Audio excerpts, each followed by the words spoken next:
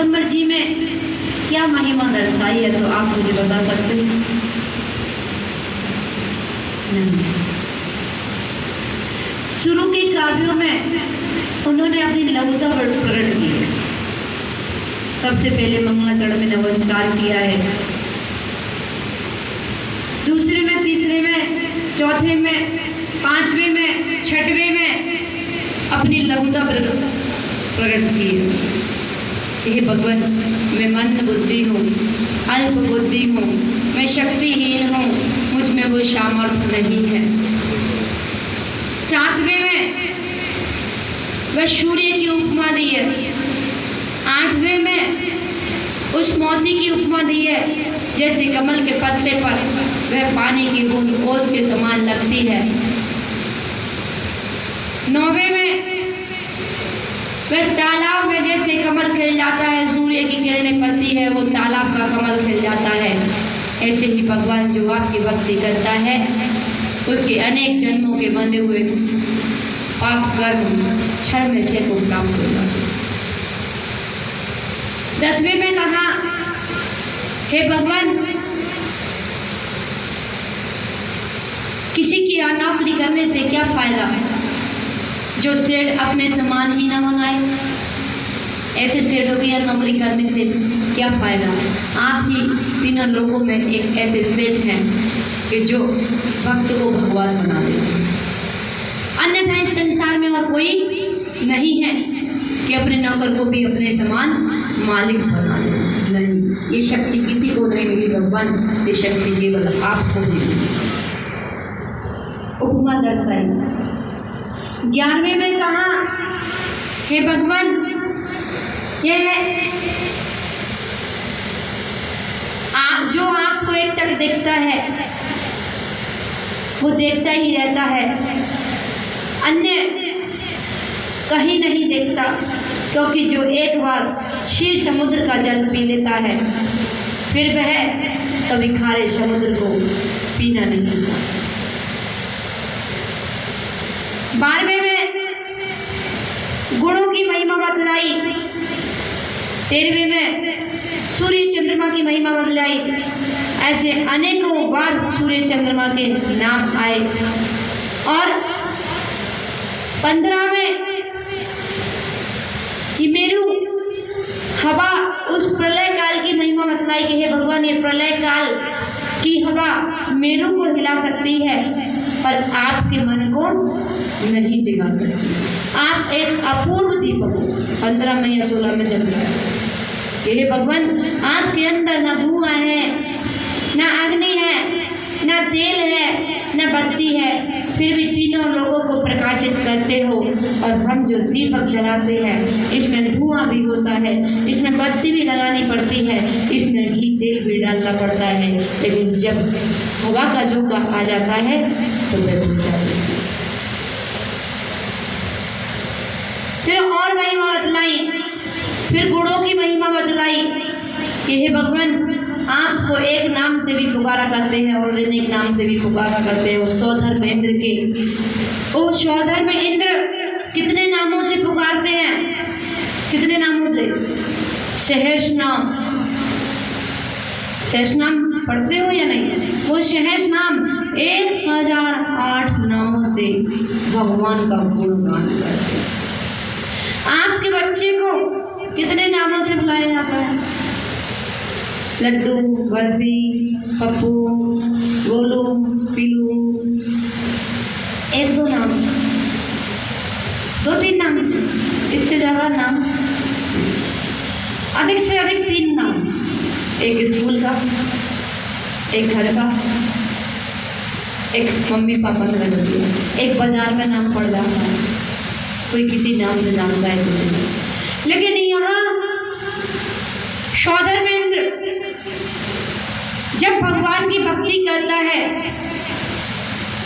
तो उसके पास भी शब्द खत्म हो जाते हैं। वो भी शब्दों में भक्ति करता है,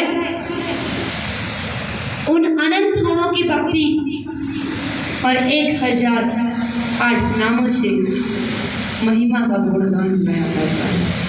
वो सहज नाम, वो 1000 नामों से स्तुति करता है। हे भगवान, आप ब्रह्मा हैं, विष्णु हैं, महेश हैं, आप तीनों लोगों के अधिपति हैं। अनेक आप विभु हैं, आप सर्वज्ञ हैं, आप वीतरागी हैं, आप वेदोपदेशी हैं। 1000 नामों से स्तुति करते हैं। और उसके बाद 26वें काव्य में नमस्कार किया कि हे भगवान, आपको नमस्कार क्यों करते हैं? क्योंकि आप तीनों लोगों के दुखों के हरण करने वाले हो, इसलिए आपको नमन करते हैं।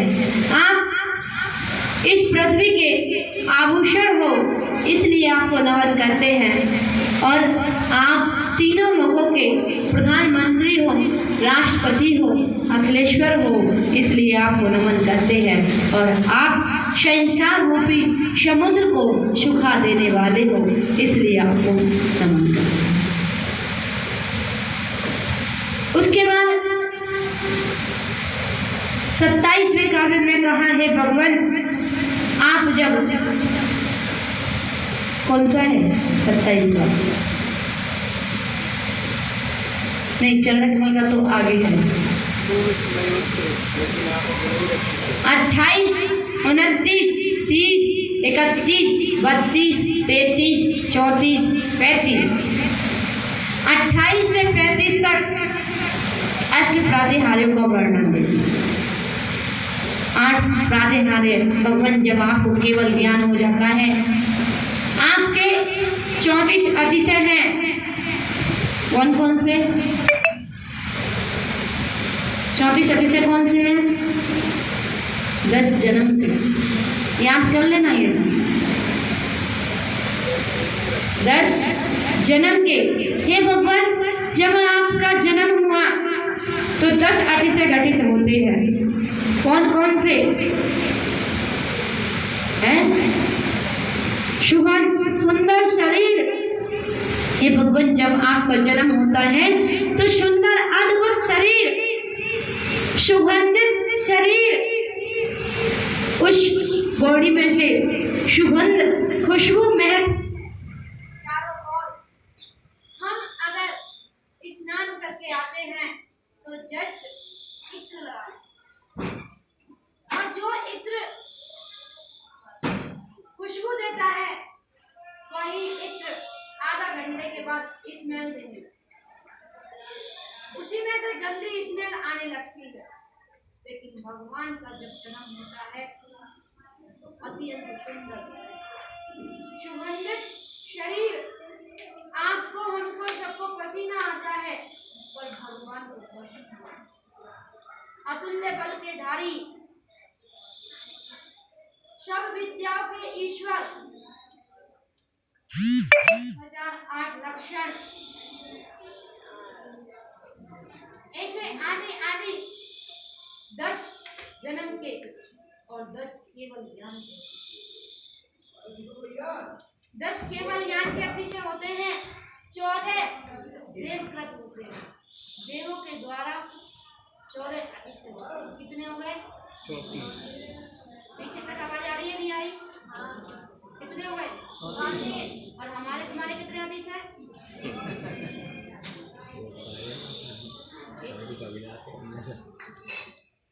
इसलिए तो भगवान को तीनों लोग पूछते हैं। 10 जन्म के याद कर लेना, साथ में पूछ सकते हैं। 10 जन्म के, 10 केवल ज्ञान के, और 14 देवकृत, और 8 भगवान को केवल प्राप्त होता है। वो 8 राधे राधे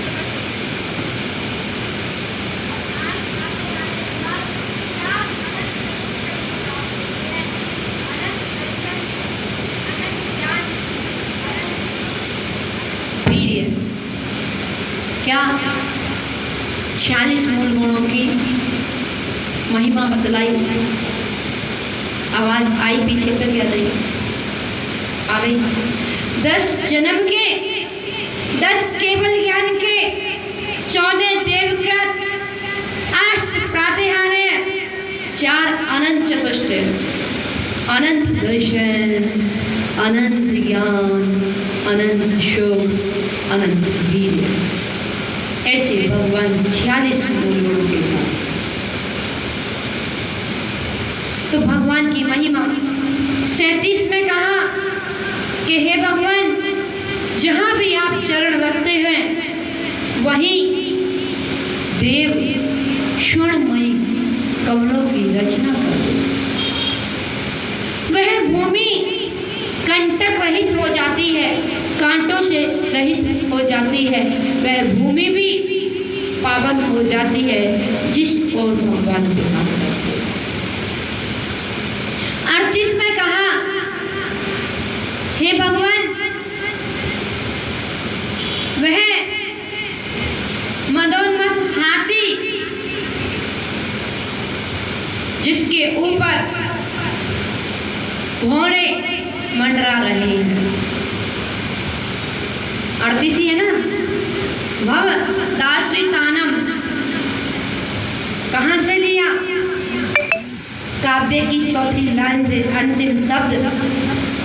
हे भगवान, आपके आश्रित मनुष्यों को, हे भगवान, जो आपकी भक्ति करता है, जो आपका भक्त होता है, जो आपकी आराधना करता है, आपकी स्तुति करता है, आपका गुणगान करता है, जो आपके आश्रित रहता है, उस मनुष्य को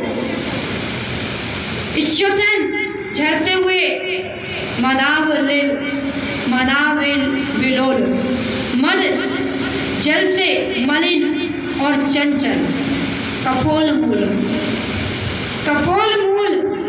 गंडस्थल पर मत भ्रमर पागल घूमते हुए भौरों के नाद विवृद्ध शब्द से बढ़ा रहा है।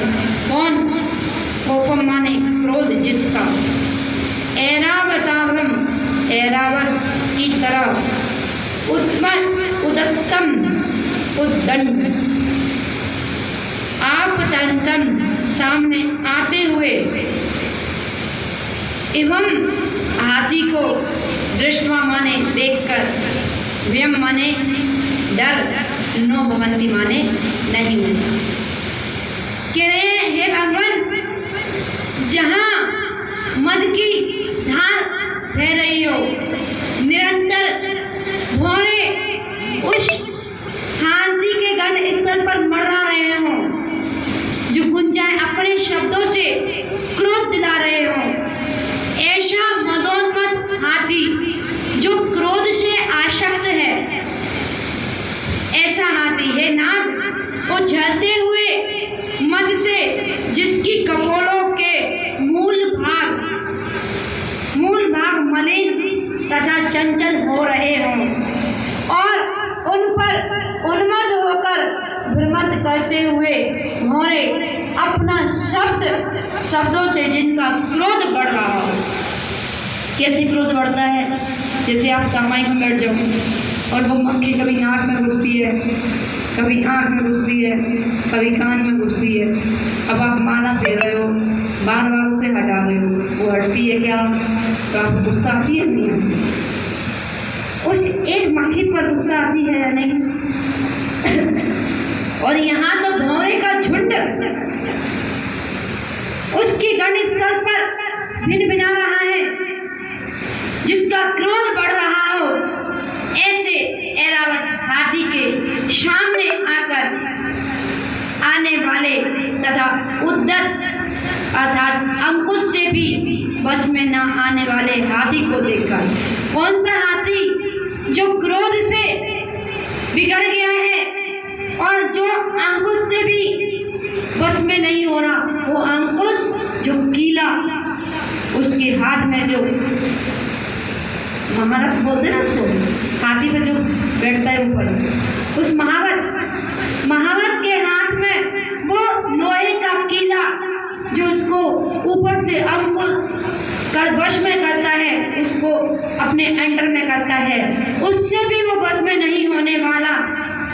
ऐसे क्रोधित हाथी को देखकर आपकी आस्था के आश्रय हे भगवान, जिस भक्त के अंदर